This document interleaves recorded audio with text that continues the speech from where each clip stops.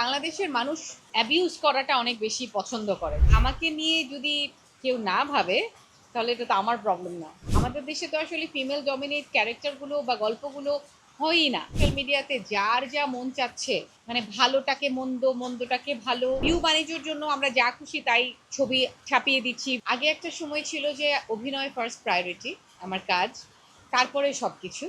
কিন্তু এখন হচ্ছে ফার্স্ট প্রায়োরিটি আমার বাচ্চারা, তারপরে আমার অন্য কিছু। কিন্তু আপনারা সবাই জানেন যে আমি দেশে ব্যাক করেছি। ফর দ্য টাইম বিং আমি দেশে আছি। আমার ছেলে মেয়েদেরকে আমি একটু বাংলাদেশের কালচার, বাংলাদেশের রুট, ওদের নানু দাদুর দেশ, আমরা কিভাবে বড় হয়েছি সেগুলো একটু দেখানোর জন্য, শেখানোর জন্য আমি ওদেরকে নিয়ে দেশে এসেছি। তো আমি দেশেই আছি, হ্যাঁ, যেহেতু আমার আমেরিকায় আমার সেকেন্ড হোম। আমার হাজব্যান্ড এবং আমার শ্বশুর বাড়ির সবাই ওখানে থাকে, আমার বাবার বাড়ি থাকে, আমার দ্যাটস মাই সেকেন্ড হোম। আমার যাওয়া আসা করতে হয়, কিন্তু আমি দেশেই থাকছি ফর দ্য টাইম বিং। তো এটা আমি অনেক ইন্টারভিউতে বলেছি, আমি অনেকবার বলেছি।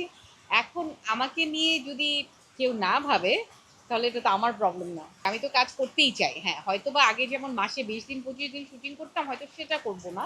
কিন্তু বছরে একটা দুইটা পাঁচটা কাজ তো আমি ভালো করতেই পারি, কিন্তু সে কারণে সবার আগে কিন্তু আসলে আমার করার যেরকম আগ্রহ থাকতে হবে, একইভাবে প্রডিউসার, ডিরেক্টর এবং এখন যারা কাজ করছে তাদেরকেও আমাদেরকে নিয়ে ভাবতে হবে, আমাদের মতো করে গল্প নিয়ে ভাবতে হবে, অনেক ধরনের গল্প নিয়ে ভাবতে হবে।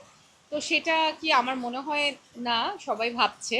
তো ভাবলে হয়তো আমি মনে করি যে আমাদের মিডিয়ার জন্য আরো ভালো হতো, কারণ আমাদের ইন্ডাস্ট্রিতে আসলে অনেক ধরনের গল্প মানুষ দেখতে পারতো না। আমরা কিন্তু আসলে ঘুরে ফিরে ওই একই মুখই দেখছি। ঘুরে ফিরে ওই মিডিয়া ইন্ডাস্ট্রিতে যখন একটা কাজ মেজাবিন করবে, তিশা করবে, কেয়া পায়েল করবে, আবার এদিকে অপি আপু করবে, রিচি সোলাইমান করবে, জয়াপু তো আছেই, জয়াপুর জায়গায় জয়াপুর মতো করে। তো তখন কিন্তু আসলে মানুষ অনেক অভিনয় শিল্পীর অনেক অভিনয় দেখতে পারবে। এবং আমাদের দেশে তো আসলে ফিমেল ডমিনেট ক্যারেক্টারগুলো বা গল্পগুলো হয়ই না। তো সেই গল্পগুলো নিয়েও কিন্তু আমি মনে করি যে ভাবা দরকার। সেগুলো আমি, মানে আমার মনে হয় যে কেউ ভাবে না বা ভাবছে না। যতক্ষণ পর্যন্ত আমি মনে করি না যে এখানে আসলে এখনো স্টেবিলিটি তৈরি হয়েছে। কারণ আমার খুব ইচ্ছা ছিল আমি করব, যেমন আমি কিন্তু ইনভেস্ট করেছি আগে, কিন্তু এখন আমার কাছে মনে হয় না যে দিস ইজ, মানে আমরা স্টেবিলিটির মধ্যে আছি। টাকাটা ঠিক মতো রিটার্ন আসবে কিনা, আমি যেখানে টাকাটা মানে ইনভেস্ট করব সেই টাকাটা আমার প্রপারভাবে রিটার্ন আসবে কিনা, সে ব্যাপারগুলো ইনশিওর না করা পর্যন্ত আসলে আমি এখানে ইনভেস্ট করতে রাজি নই। সোশ্যাল মিডিয়াতে যার যা মন চাচ্ছে, মানে ভালোটাকে মন্দ, মন্দটাকে ভালো, কে কি বলছে আমরা সবাই বিভ্রান্ত। হ্যাঁ, দেখা গেছে যে আমি যদি একটা খুব সুন্দর একটা বই পড়ি, সোশ্যাল মিডিয়ায় একটা ছবি দিয়েছি, সেটা নিয়েও হয়তো ওখানে 10 জনের মধ্যে 2 জন একটা খারাপ কথা বলবে, হ্যাঁ, যে হয়তো একটা খারাপ কথা বলবেই, এটা শুনতেই হবে। এটা আসলে তার পারসেপশন। এখন সেইটা সোশ্যাল মিডিয়াতে সেই সাফারিংস তো আমাদের আছেই। তো বিপাশা আপু কেন, আমরা সবাই সেটা সাফার করি কম বেশি, কেউ বেশি করে কেউ কম করে। তো আরেকটা যেটা আমার কাছে মনে হয়, বাংলাদেশের মানুষ অ্যাবিউজ করাটা অনেক বেশি পছন্দ করে। যখন ফোন আসে, আমাদের সেলফোন আমরা যেটা ইউজ করি, যখন প্রথম আসে তখন এটার যত খারাপ দিক আছে আমরা সেগুলোকে টেনে নিয়ে এসেছি, সেগুলো খারাপ জিনিসগুলোকে ব্যবহার করার চেষ্টা করেছি। তো একইভাবে সোশ্যাল মিডিয়াটা আমার মনে হয় যে ভালোর থেকে আমরা খারাপ, কারণ আমরা সোশ্যাল মিডিয়াটা কেন ইউজ করি, আমরা ইনফরমেশন জানতে চাই, আমরা আপডেটেড থাকতে চাই নিজেকে, এবং আমরা কি করছি আমাদের প্রাইভেট লাইফ না হলেও আমাদের কাজের লাইফ বা কিছুটা প্রাইভেট লাইফ আমরা মানুষের সাথে, আমার ফ্রেন্ডসদের সাথে আমরা ভাগাভাগি করতে চাই। কিন্তু সেটা তো আসলে আমরা কি পরিপূর্ণভাবে করতে পারছি না। দেখা গেছে এখানে নেগেটিভিটি, নেগেটিভ এনার্জি, টক্সিক এবং অ্যাবিউজটাই বেশি হয়। তো সেই জায়গা থেকে আমার মনে হয়েছে যে ওই যে বাংলাদেশের মানুষদের, আমি আরও এর আগে বেশ কিছু ইন্টারভিউতে বলেছি যে স্কুলেই আসলে এখন আমাদেরকে, বাচ্চাদেরকে, আমাদের জেনারেশনগুলোকে এইভাবে একটা বই পুস্তক থাকা উচিত যেখানে আমাদের ভ্যালুজ, এথিক্স, হ্যাঁ, এটিকেট এবং কম্প্যাশনেট হওয়া, মানুষের প্রতি মানুষের মায়া দয়া তৈরি হওয়া, এই জিনিসগুলো আসলে 3 বছরের বাচ্চাদেরকে এখন একদম বই পুস্তক কোয়েশ্চেন অ্যান্সারের মতো পড়ানো দরকার আমি মনে করি।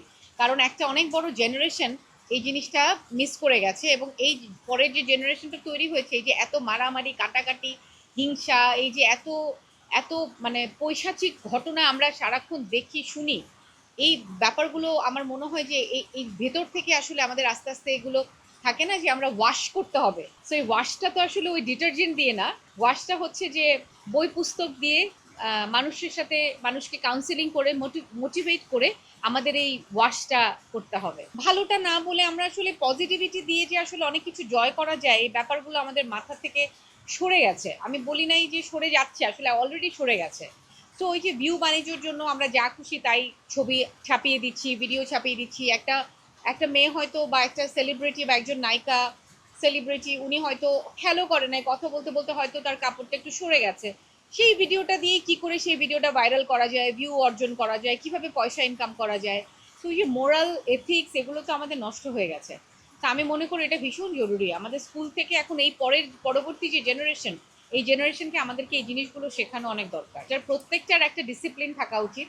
এবং আমি মনে করি যে প্রত্যেকটার একটা রুলস অ্যান্ড রেগুলেশন থাকা উচিত। হ্যাঁ, যেমন হচ্ছে যে কিছুদিন আগে আমাকে নিয়ে একটা নিউজ হয়েছিল, আমার একটা ফেক অ্যাকাউন্ট থেকে খুব উল্টাপাল্টা কথাবার্তা স্টেটাস দিচ্ছিল, এবং সেখান থেকে যে জার্নালিস্টটা নিউজ করেছিল সে আসলে জানেই না যে ওটা আমার অরিজিনাল অ্যাকাউন্ট না। তো সে যখন তার অফিসে গেছে, তখন ওখানে যে সিনিয়র জার্নালিস্ট ছিল সে বলেছে এটা তো রিচি আপুর অরিজিনাল অ্যাকাউন্ট না। তো তার মানে কি, ওই ছেলেটার উচিত ছিল অবশ্যই অফিসে গিয়ে আগে খোঁজ নেওয়া যে এটা কি রিচি আপুর অরিজিনাল অ্যাকাউন্ট, তারপরে সে নিউজটা করবে। কিন্তু অরিজিনাল অ্যাকাউন্ট না জেনেই সে নিউজটা করে দিল, এটা যেমন তার ভুল। আমি একটা এক্সাম্পল দিচ্ছি। আবার একইভাবে একজন আর্টিস্টেরও উচিত যে হুটহাট করে সব ধরনের কথা না বলা। কারণ আমি সবসময় এই জিনিসটা মেনে চলেছি আমার জীবনে, যে শিল্পীদের সব কথা বলতে হয় না, সব জায়গায় যেতে হয় না, সব কিছু খেতে হয় না। তো একজন শিল্পীর অবশ্যই অনেক কিছু মেনটেন করতে হয়, না হলে সে শিল্পী হতে পারবে না। শিল্পী হওয়া তো আসলে অনেক বড় ব্যাপার, আগে তো আমাদের পারফর্মার হতে হবে। আমি মনে করি যে আমরা এখনো শিল্পী হতে পারিনি, আমরা পারফর্মার। কিন্তু আমি যদি পারফর্মারও হতে চাই, আমাকে এগুলো মেনটেন করতে হবে। সেই জায়গা থেকে আমি না মনে করি যে ভুল আমাদের সবার আছে, একতরফা কখনো কিছু হয় না, এক হাতে তালি বাজে না। হয়তো কম আর বেশি, কারো ভুল হয়তো একটু বেশি, কারো ভুল হয়তো একটু কম, কিন্তু দুপক্ষরই আরো বেশি সহনশীল হতে হবে, আরো বেশি বিবেচক হতে হবে।